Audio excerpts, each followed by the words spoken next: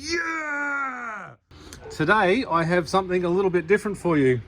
Wade has dropped off his Xbox Series X with a broken HDMI port. Now I don't usually do these videos. I've done hundreds of HDMI ports in the past, but this one's new to me. Now I don't have a genuine HDMI port for this, so we've got to chop the case up just a little bit. That's the port we're going to put in there. It should sit in there like that. We might have to do a little bit of trimming and stuff to get that in there and working, but apparently that works. Now, credit where credit's due. I've never done this repair, and all of the information I have on doing this repair have come from Game Console Repair Legion. I would not be able to do this repair. Some very clever people have worked out that this one fits and this one works, and you can pop over onto the Facebook group and join that group if you like. Now I'm not going to bore you with me pulling this apart. I've already sat there and watched a few of them online, trying to work out how to do it and stuff like that.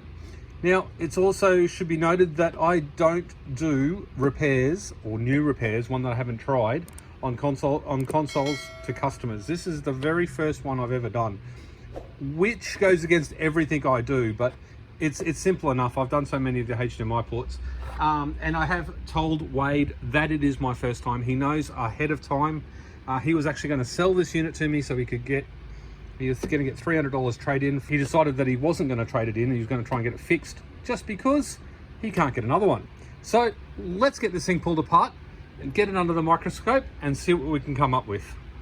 It took about 5 minutes to get apart. I did take my time just in case I messed something up. Now I've noticed this little click here. I was very gentle lifting it up, so you've got to put the pry tool from the other side. And I know this wasn't an opening video, but I didn't see this in the videos that I saw. Put the opening tool in that way, and then lever it back, and then you could twist it around. So there's a little locking mechanism there. I should have taken notice of which way this goes around, but it looks like there's a little orientation dot there, so it should make it easier. All right, let's continue getting this apart. Let's have a look. It's on the bottom board. So there we go. That's where we've got to get to.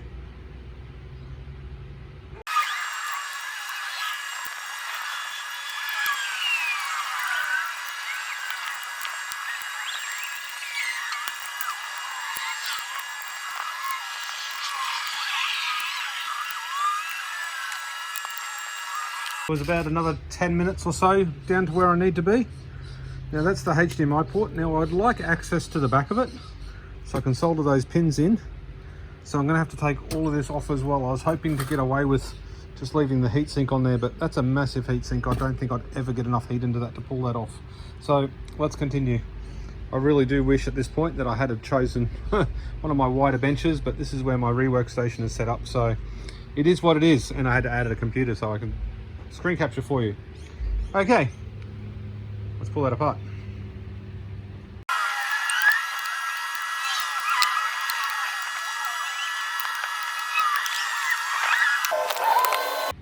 Yeah, that come off all right. A little bit of damage to individual tags, but you just got to keep working your way around. I found it was really easy with a nice small pick just to get underneath it, lever it up and get it off. There we go, the board's out, but we're now where we need to be. So we can see we've got A028D on the top of that port. Let's have a look at this way.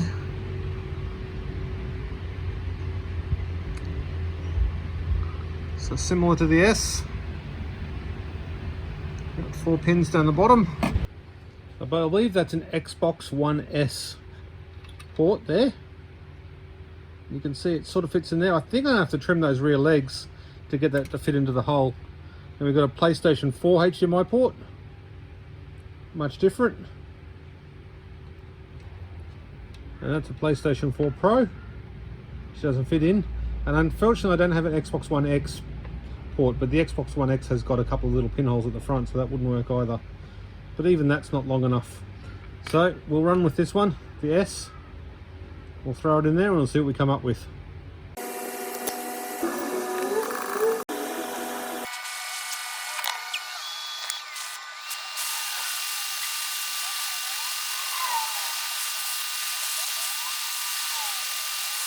I tried for a few minutes to get those solder balls to soften a little bit. Had it set to 450 and 50. I've since changed it to 500 and 100 for the air, and it's still not coming off, so I'm going to put a little bit of solder on there. I was trying to avoid it, trying to do this as clean and as neat as possible, but I'm going to have to put a little bit of solder on there, get some heat in there, maybe have to wick out those holes a little bit, and we'll try again. Slow and easy is my motto with this one for the first one.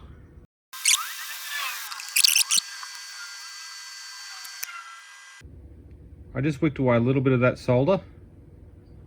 And just remember, this isn't a how-to video, this is how I did video. So sort of trying to document the process. So now I've got that cranked up to 500 degrees on the quick, and then 100 airspeed. Maybe a little bit too fast on the airspeed, but I want to get the heat spread around there okay. My technique to taking HDMI ports off is just to keep the tip moving. Keep the heat spread out so it's not isolated in one spot. We want the heat to go through the board and melt those bits of solder on those pins on the other side as quick as it melts the solder within these holes for the legs.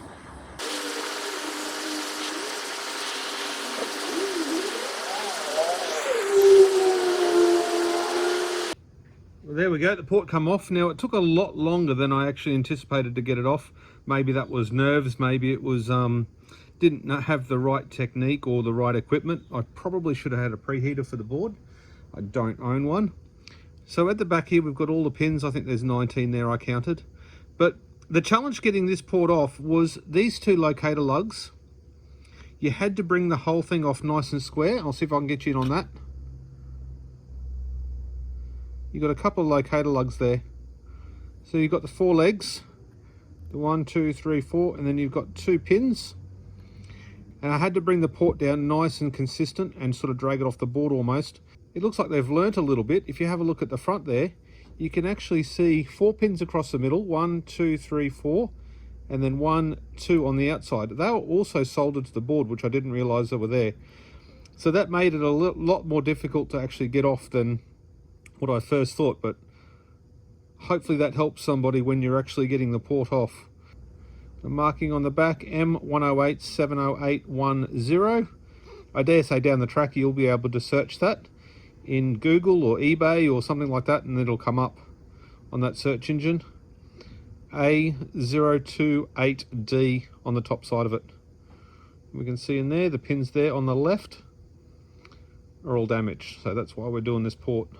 Let's have a look at the board and see how much of a mess I made of the board. Now, I do this for a living, I do computers and whatever else, but I am not a classically trained electronics technician. I do what I can for the right price. I charge $90 for this job. I probably should charge a lot more for this particular job. Right, taking a look at the board now, we've got the 4 legs that sit in here. We've got the 19 pins across the back. And then we've also got this little thing here. And before I burnt it up, I hate admitting that I burnt something up, but one of these legs here stuck into it somewhere. I'm not actually, it looks like on that one there. So that's must be a locator ring or something like that. It seems to be a hard plastic. Let's see if I can get you under the microscope there. The microscope is less than ideal. I need to get another camera. If anybody knows what cameras to fit these units, link me in the description. But you see across here, we've got the pin. We've got 1 pin there. It's a solder joint. 2, 3, 4, 5, and the one on the other side there. The hole through, and then you've got the locator pins there. So I got it off nice and clean. Not as clean as I'd like with those holes and stuff, but damn, this thing takes some heat. So there we go. What do you reckon of that job? It's not bad so far. Right, let's offer up this other port. Now this is the very first time I've offered up the new port to have a look. Actually, we'll put the S port beside it, and you can see the huge difference between them. So we'll get the orientation right. So I am hopefully going to be putting this port in its place, which is just an S port. And again, I'll link that in the description below. And you can see the difference there. It's much shorter, so we don't know what we're going to have to do to get that to work, but we will. The pin allocation on the sides. pin length is a little bit different. I'm going to probably have to cut one of them down. I might even have to cut this one in half, I think, just to fit it through the hole. I'm not overly sure. I'm not an electronics guy, or not an electronics video making guy. Might even have to cut that top tag off, that top return off. We'll see what we've got for clearance. Ones on the side should be fine.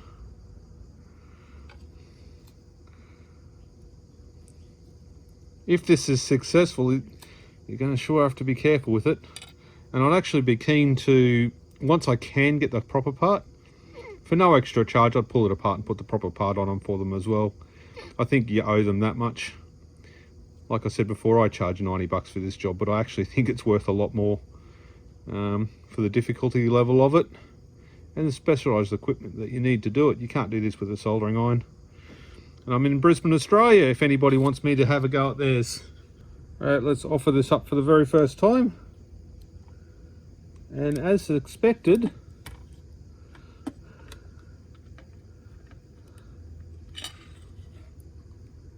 that leg is too wide. So probably going to have to take it off from the back side of the leg so I can move it back just a little bit and line up that front hole. So I'm just going to have to work out how I can cut that down nice and neat. I've got a few spare ports just in case I botch it up. Okay, so I've got the port, you know, it's sitting on there okay. It's not perfect, but it will never be perfect. I just took a pair of side cutters and then just trimmed these back legs down a little bit to get them to fit in there properly. As you can see there, they're just sort of tapered down. Now in hindsight, after I'd finished all that, had I have cleaned out the holes a little bit better, I might have been able to get that in a little bit better, but that's what you get in hindsight. That's what I'm doing the video for. Now having a look at the actual port itself, we'll see if we can put you under the microscope again. And it seems to line up okay. I'm undecided whether the microscope is any better than the iPhone. A couple of the pins aren't lining up. That's only because I whacked them when I was trying to modify the port, so I'm not too concerned about the alignment for now. It does feel like it fits on there nicely. It's sitting flush to the board there. It's sitting flush that way. So that's as good as that gets, I think. I think actually trimming those legs put it in a better position anyway. And then underneath it, I did try removing that yellow, I'm not sure what it is, a spacer. In the end, I just chopped a bit of the plastic off underneath it, and it sat down there perfectly with a lot less effort. So, alright, let's solder those legs in and see if we can get this thing to turn back on again.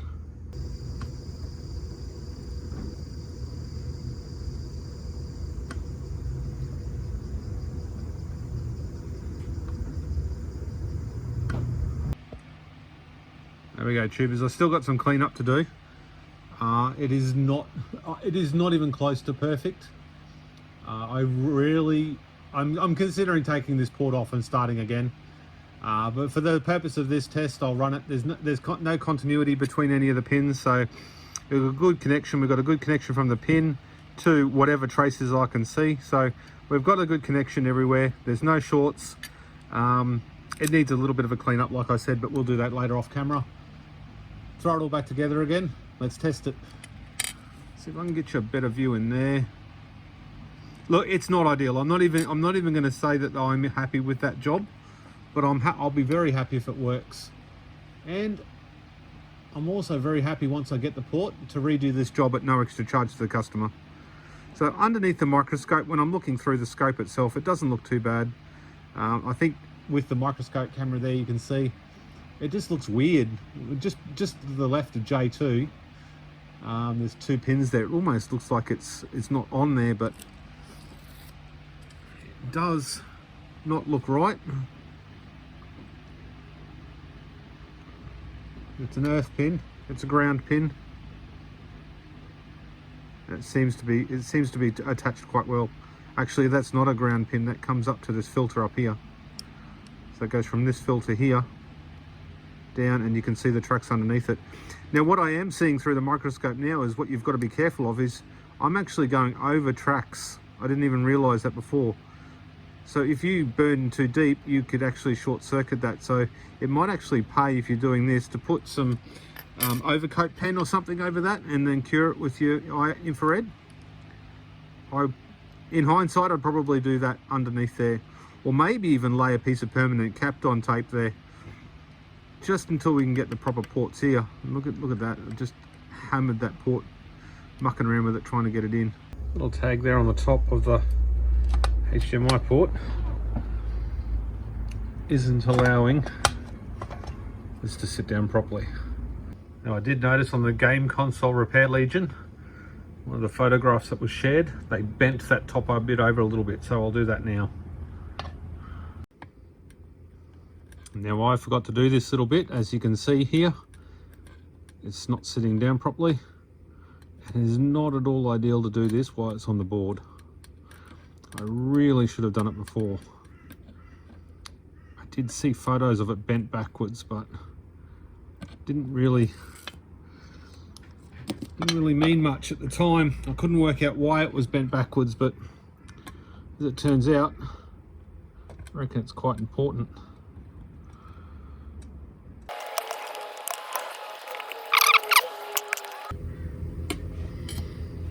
There we go, that come off all right. A few minutes extra work, and it's sitting in there nicely. After about an hour of careful assembly and a few do-overs, I've got it all back together again. I don't have any leftover screws, which is always good. The port looks quite good. I didn't have any problems. It was quite straightforward. It was just getting used to how you pulled it apart and put it back together. That took a long time, and the fact that it's not my console. So like I said in the beginning, this is not my console. This is a live repair. I never learn. Well, this is the first time I've ever learned on a customer's device. So let's turn it on.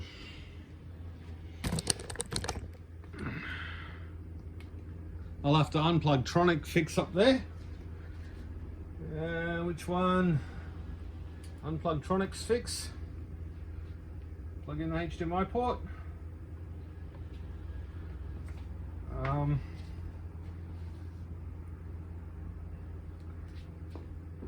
It's kind of odd that I don't actually know where the power button is. There we go. We might put that up there like that. Plug the power in. We've got power. Make sure it's turned on. Stand back and hope it works. Hey, it turned on. The monitor turned green, and it's gonna work. It's gonna work. It's gonna work. Yeah! Get the hell in.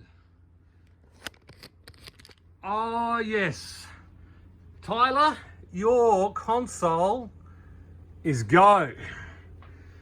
My first ever HDMI port on an Xbox Series X. Get in. Damn, I feel good. Let's wrap this up into a real quick video. I'm gonna send this screenshot over to those guys. They're gonna be stoked. And I'm gonna see you on the next one.